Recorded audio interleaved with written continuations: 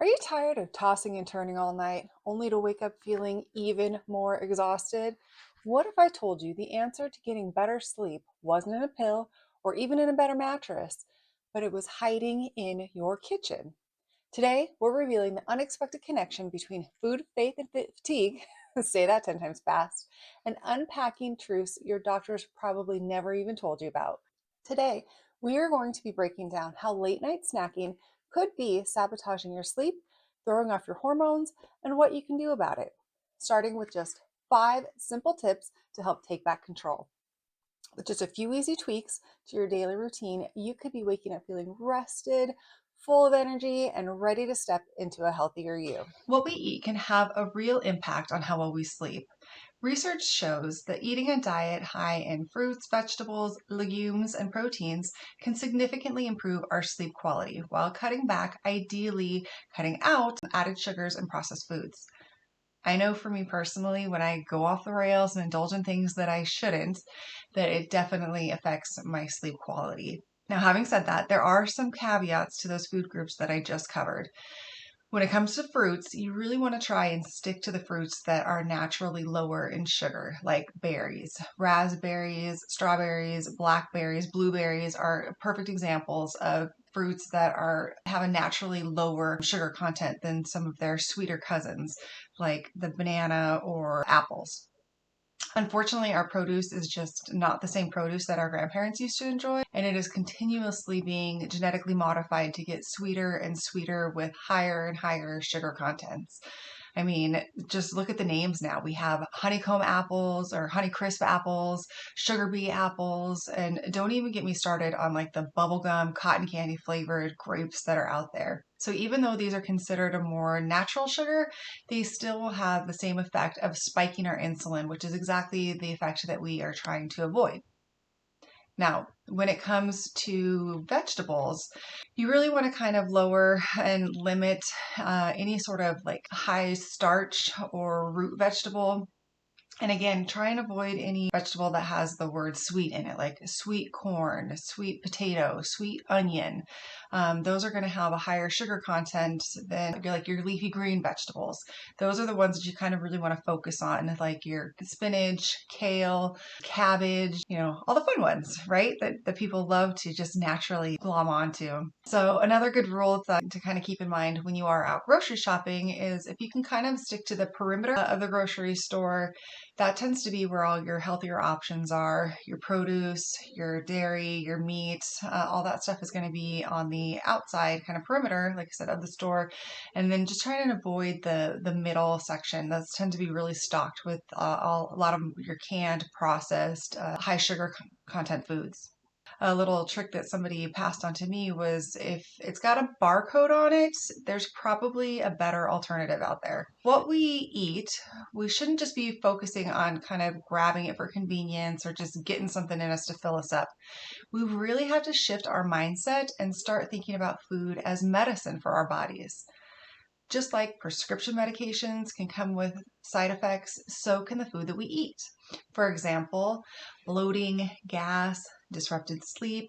These are all side effects that can happen when we put things on our plate that maybe we shouldn't be. And for all of my lactose intolerant folks out there, I know you know what I'm talking about. You have a slice of cheese or a scoop of ice cream and you'll be paying for it later because it's the same thing. Your body is experiencing a side effect from a food that doesn't agree with it. It's the same thing that can happen to our bodies when we overdo it with high carb, high sugar meals. We have crashes, we feel sluggish, and over time, that kind of up and down, it takes a toll on our body. So, like I mentioned earlier, eating things like this that are high in carbs and sugars and highly processed has a significant impact on our insulin levels.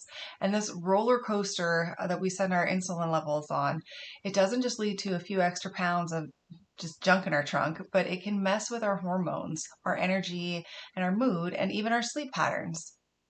So, this idea of food as nourishment isn't just some trendy modern concept. It's actually quite ancient, dating all the way back to biblical times, where food wasn't just a source for pleasure, it was often used as a tool for healing. Scripture often points to food as a gift from God, meant to sustain, restore, and strengthen us. People back then ate whole, unprocessed foods straight from the earth, not from a factory, and the diets were simple, intentional, and intrinsically woven into the very cycle of life and creation. Maybe it's time we start returning to that old relationship that we had with food and start treating what's on our plate as part of God's design for our health. Tip number one is to improve your sleep by changing what you eat. Maybe that means swapping out the potatoes for a green salad at dinner, or snacking on a handful of nuts instead of chips, or choosing grilled fish over fried. These small swaps may not seem like much at first, but don't underestimate their power. Just as we started to learn with taking baby steps, those tiny steps add up, and over time, they'll lead to real and lasting transformation in our health and in our bodies. Now that we've covered some changes that we can make to our plate, let's shift gears and talk about our nighttime routines. According to the American Academy of Sleep Medicine, not getting enough sleep or ignoring sleep disorders can significantly impact your health, safety, and overall well being. Have you ever just felt exhausted but couldn't fall asleep, or woke up feeling even more tired than when you went to bed? That could be something more than just a bad night's sleep. It could be a red flag worth checking out. I've put a link in the description below for a sleep apnea risk calculator if you feel that's something that maybe you want to explore a little further. Sleep apnea is a commonly overlooked sleep disorder and one that many people don't even realize that they have. If left untreated, it can raise your risk for high blood pressure, heart disease, type 2 diabetes, and even depression. It's also linked to liver issues, memory loss, and serious daytime drowsiness that could put you at risk for serious accidents. Poor sleep doesn't just take a toll on your physical health, it can weigh heavy on your mental and spiritual health as well. God didn't rest on the seventh day because he was tired. He rested to show and to model to us the importance and what we need.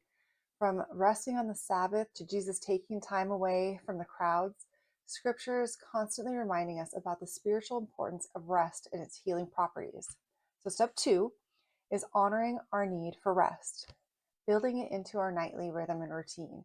Now, that might look like something like setting a firm bedtime. It could look like making sure that you really limit and shut up all screens an hour before bed, or just creating a nice, calm environment. For some people, it might be taking an Epsom salt bath or just turning the lights down low, maybe putting some Sade on, creating just a nice, calming, relaxing environment, minus the wine. Whatever it is that you choose to kind of help you mentally wind down and gear down and get ready for bed, you need to treat this routine as sacred because it is. If you found these first two tips helpful, please hit that subscribe button because it will help me get this channel to grow and allow me to continue to bring helpful content like this video. Okay, so now we're going to dig a little deeper for tip three, and we are going to kind of shift away from focusing on what we're eating to what time we're eating. And this is a concept called chrononutrition.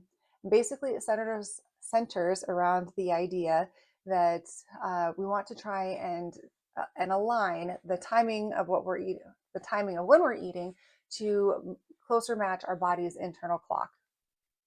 A study done in 2019 by Nutrients Journal found that late night eating can actually increase our hunger by disrupting hormones like ghrelin and leptin.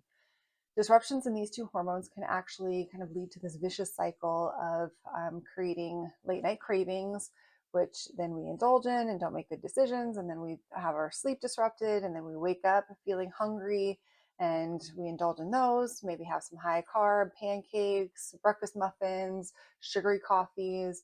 Then we get our nice, lovely afternoon, sugar crash. And this cycle just kind of continues. The Bible often speaks about having seasons and rhythms throughout life and how there's a time for everything, and this includes eating. So, tip number three is no heavy late night meals or snacks. So, there's a little saying that somebody told me, and I've found it helpful, that you want to try and have breakfast like a king, lunch like a queen, and dinner like a beggar. So, if you start to feel hungry at night, you can try sipping on some bone broth or having a cup of herbal tea minus the caffeine, or find distracting activity like crocheting, reading, doing a puzzle, just kind of anything to kind of help and get your mind off of that craving. It can be hard at first, just like incorporating any new habit can be. There's this curve to it, but I promise you that as your body kind of adjusts to this new cycle, it will get better, and it will definitely, you'll see it. Probably the earliest thing that you'll see is an improvement in your sleep by not having this big heavy meal in your stomach right before bed. So, tip number 4 is to not forget the importance of moving our bodies. A review in Sleep Science and Practice looked at how walking, everybody remember that 10,000 steps a day craze, can significantly improve our sleep quality. Fun fact, did you know that there's actually no medical significance to the number 10,000 for the 10,000 steps? And that number actually just originated in the 1960s as part of a Japanese marketing campaign for a pedometer that they were trying to sell. I was listening to something and I heard that and I was like, huh, I've always wondered kind of what the basis of this 10,000 steps was. And apparently it's just based in marketing. But the bottom line is still the same. Movement is important. God didn't create us to be sedentary. He made us to move, to walk, to work, to tend. And the how to tip here is to get moving. So whether that's morning walks or dancing while you clean or dancing while you make dinner or taking the stairs instead of using the elevator or parking further away, it all counts. So our final tip focuses on the biblical principle of self-control or mindful eating. The Bible actually refers to this self-control as one of the fruits of the Spirit. And to help put this concept into practice, I want to challenge you to shift your mindset whenever a craving strikes. So the S in shift stands for sensing the craving. It is okay if you experience a craving to acknowledge it. There is no sin in experiencing a craving, but it's important that just because we experience it doesn't mean that we have to act on it. So H is to halt or hold on to your goals. Okay. This is kind of, some people refer to it as remembering your why. Okay. I is to identify the emotion attached to your craving. Now, is that truly, are you physically hungry or are you experiencing something like stress or feeling overwhelmed, or it could even be a positive emotion, like I did something amazing and now I deserve to treat myself. But we need to take a minute to kind of reflect and identify if there's any emotion attached to what's driving this craving, or if it's truly physical hunger. F is to find an alternative. Okay, if you are hungry and you want to eat something, that's fine, but just take a minute to try and make sure that what you're choosing is the best thing possible. Okay, and then T is to take control. So, kind of summarizing everything that you've reflected upon for S through F, make sure that you move forward with mindfulness and make the best choice possible to stay on path to get to your goal. So, in addition to shifting our mindset, it's important that we remember to practice mindfulness when we're eating by eating slowly, savoring the experience. Okay, it is supposed to be enjoyable. So, try and just take a minute, enjoy it, and stop when you're full. Okay. And the major, big important thing is to stay out of that fridge after dark. So, to kind of wrap this up and bring everything home, here's a quick review of our how to tips for improving your sleep, balancing your hormones, and improving your overall health. So, tip 1 is to eat to sleep. Tip 2 is to honor our need for sleep. Remember that nighttime routine. Okay. Treat it like it's a sacred practice now. Tip 3 is remember our timing. We want to try and time when we eat to our body's natural rhythms. Okay. Step 4 is remember to move that body. And step 5 is to practice mindful eating. Okay. It's important when we have these cravings that we shift our mindset and continue onto our journey and our path of a healthier us. So remember, this process is not about perfection. It is about progress. And it's about aligning our lifestyle that is both, in line with science and scripture, what they say is best for our bodies and our souls. We can't ignore the fact that God built rhythms of rest and healing into our designs, and He did that with a purpose. So if sleep is still a struggle for you after implementing these changes, then please talk to a professional because you might need a further evaluation. So thanks for hanging with me today to flip the script. Please remember to hit that subscribe button and share this video with a friend to help this channel grow so we can continue to learn and improve our understanding of healthy ways to improve our bodies. And if you have any questions, feedback, or suggestions for other topics you'd like to discuss, please feel free to drop a comment down below.